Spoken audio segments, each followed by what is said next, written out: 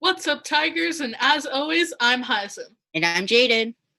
Welcome to Tiger News Network and our first ever PrideCast. This PrideCast will include some history of gay pride events, different movements, and an interview with TN's GSA advisor, Izzy. We will also be talking about some trans history, playing a game of Jeopardy, and some local history. Now, on to Jaden with some overall Pride history. Thank you. Well, I'm going to start off also with a quick little history of a woman named Sappho. She was a very popular lyric poet in ancient Greece and was praised by figures like Solon and Plato. Her lyrics were either short by sweet verses of either hymns to gods, marriage, many tales of myth and legends, and as well as her love and passion mostly towards women, which she is best known for. She is also known as the first lesbian in history from the island of Lesbos, which is so cool, right? But for many years, people in the LGBTQ community were always trying to fight for rights. Like in 1924, the Society for Human Rights, founded by Henry Gerber, was the first gay rights organization and as well as the oldest. In 1948, a biologist and sex researcher, Alfred Kinsey, published Sexual Behavior in the Human Male. He found that homosexual behaviors is not restricted to people who identify themselves as homosexual, and 30% of men have enjoyed homosexual activities. Even though psychologists and psychiatrists in 1940s considered homosexuality a form of illness, but was a surprise to conservative nations about sexuality. In 1950, Harry Hay, a gay rights activist in Los Angeles, founded the first national gay rights organization in an attempt to change the public's perception of homosexuality. But in the same year, a Senate report titled Employment of Homosexuals and Other Sex Perverts in Government, saying how homosexuality is a mental illness. Homosexuals constitute security risk to the nation because those who engage in acts of perversion lack the emotional stability of normal persons. But in 1969, it changed a lot of things. If you didn't know, the first ever Pride was actually a protest against police brutality and oppression. Back then, gay bars were often raided, in which police harassed and arrested people based on their gender identity and sexual orientation.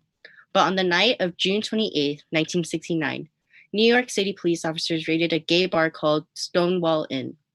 On this night, patrons fought back against the police and riots began. It was known as the Stonewall Uprising. It lasted all night and for the next 6 days. These uprisings were led by trans people of color like Marsha P. Johnson, Miss Major Griffin Gracie, and Sylvia Rivera. They all continued as activists for LGBTQ rights. A year later, community members in New York City marched through the streets to recognize the 1-year anniversary of the Stonewall riots. The event name was named Christopher Street Liberation Day and is considered the first gay pride parade. And now in 2020, it will be the 51st year anniversary of the Stonewall riots, and it will be this year's 50th anniversary of Pride. Great, right, guys? Well, I want to bring in Izzy, our GSA advisor. So come on, Izzy. Hi, Izzy. Hello. Thanks for having me. Thank you for joining us. So I know that you're the advisor for the GSA Club. Can you explain what GSA is and what you guys do on there? GSA stands for Gender and Sexuality Alliance. So it is for students of all genders and sexualities. It's truly been inclusive.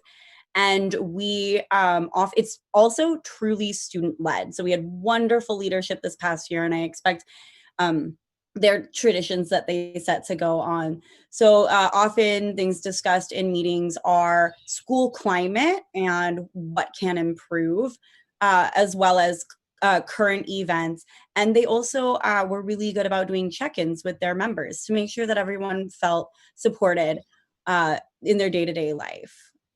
Great. And I was just wondering, what does LGBT mean to you? And being an ally for the community. So to me, LGBTQ is just that. It's a community of people, especially in the Bay Area. It's a very strong and thriving community. And what I've been proud to see lately is that it is an intersectional community. So I think the LGBTQ community in SF has really been strong to stand up for Black rights during this time, for example, and that Pride has been a way to say, if one of us isn't free, then none of us is free.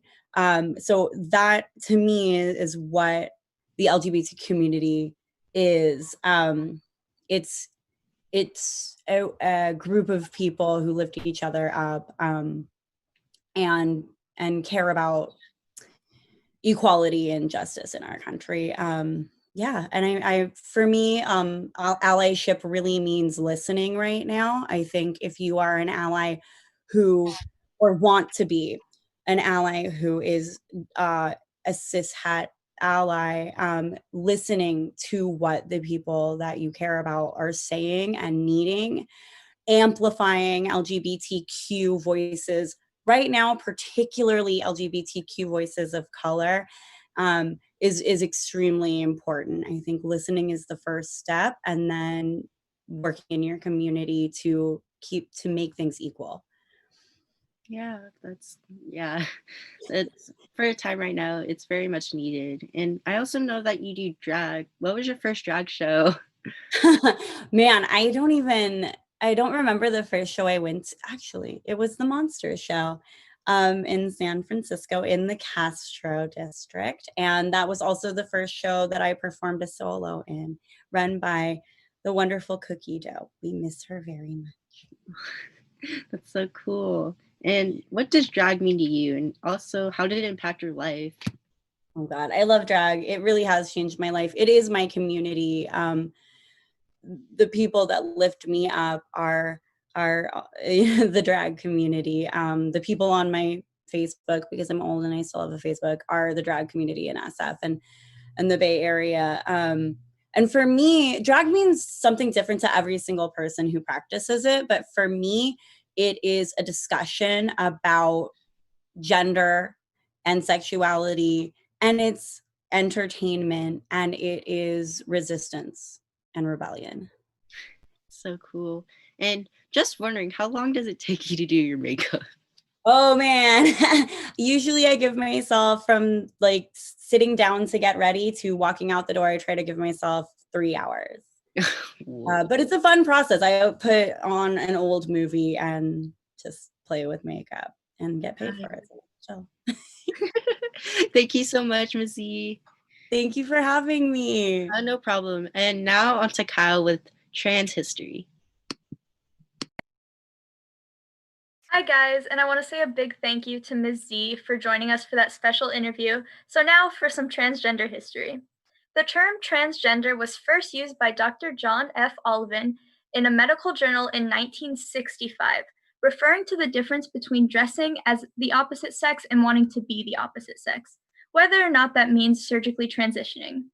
The other major origin point for the word transgender is with activist and trans pioneer Virginia Prince, who popularized the term through her advocacy and writing in the 1970s. The same year that Prince first used the term transgenderal, in 1969, was the year that the Stonewall riots kicked off the modern gay rights movement. In 1974, social workers, medical professionals, and activists put on the first ever transvestite and transsexual conference at the University of Leeds. During this conference, they made clear distinctions between transvestites, people who dress as the opposite gender, transsexuals, people who transition genders through surgery, and transgender people, who did transition but elected not to undergo surgery.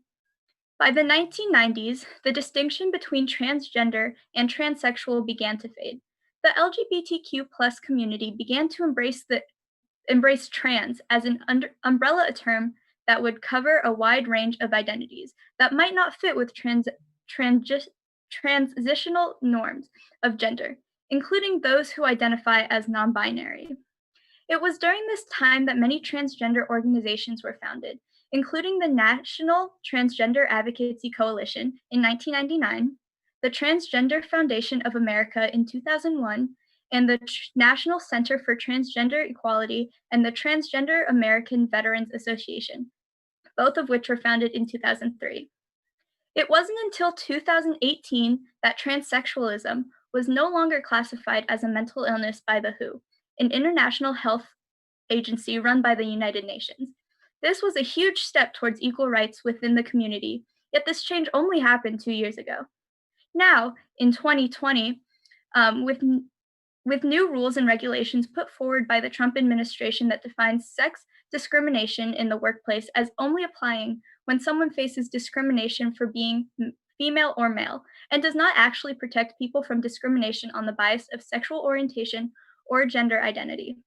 Many argue the rule could further harm an already vulnerable group. Now, a 24/7 hotline is available in the US and is staffed by transgender people for transgender people. Here's this number. The Trans Lifeline is primarily for transgender people in crisis. Their number is 1-877-565-8860. Here's that number again, 1-877-565-8860. Now, I'd like to invite everyone back on for a fun game of Jeopardy! Yes. Hello. All right. Let me join you guys. We will be playing a fun little game of gay Jeopardy! So I have 3 categories. You obviously can't read my horrible handwriting, but I will read it out loud for you.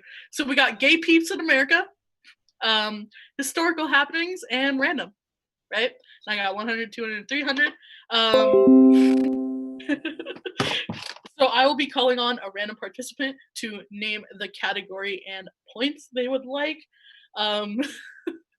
Yeah, and that's how our game's gonna work. Okay, since we have our special guest, Ms. Z, which category would you like? Good, I'm so nervous. Let's go random for 100, please. All right, random for 100. First person to put a thumbs up, I'll call on, okay? All right. Name 3 celebrities that are openly gay.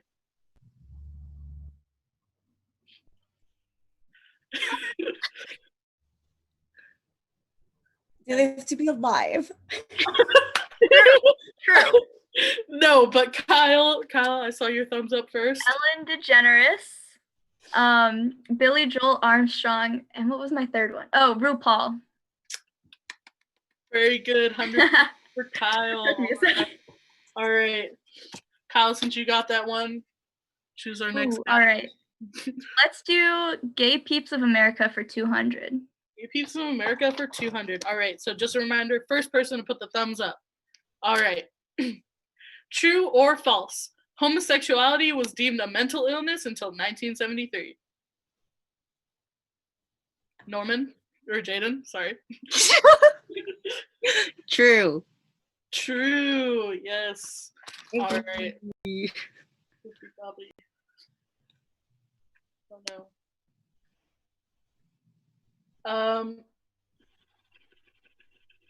All right, Jaden. Next category. What's the second category? I kind of forgot what it was. Historical happenings. Historical happenings for 100. 100. All right. Cool. All right. Which year did the Stonewall riots happen? 1969, 1968, or 1970? Oh, I think Kyle. 1969. Awesome. Dope. Perfect. All right. We'll throw it back to Ms. Z. Oh God. Let's do Gay Peeps for what's left. 300, please. All right, Gay Peeps for 300. All right. Which student of Aristotle who first conquered the Persian Empire was gay? Oh God, I should. Very hard one. I should know this. This is the pit. Well. I'll give it about 5 more seconds. Oh I don't know any. Oh. Jaden? Peter the Great? No. All right, it was a very nice try, but it was Alexander the Great. Oh my god. Do that. All right. Okay, we're going to throw it back to Kyle. We have Gay Peeps of America, 100, 200, Historical Happenings, 300, and Random for 200 and 300. Let's do Gay Peeps of America for 200. All right, Gay Peeps of America for 200. Which two famous artists or Ninja Turtles were gay?